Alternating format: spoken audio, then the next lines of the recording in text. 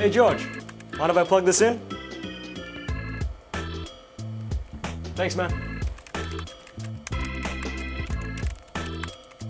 George, this is dangerous. Unplug something else or plug the charger into a different power point. Overloading the power board could cause it to overheat and start a fire.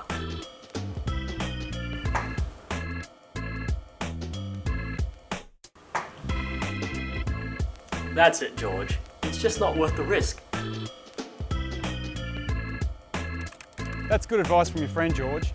This power board started a fire in a friend's home.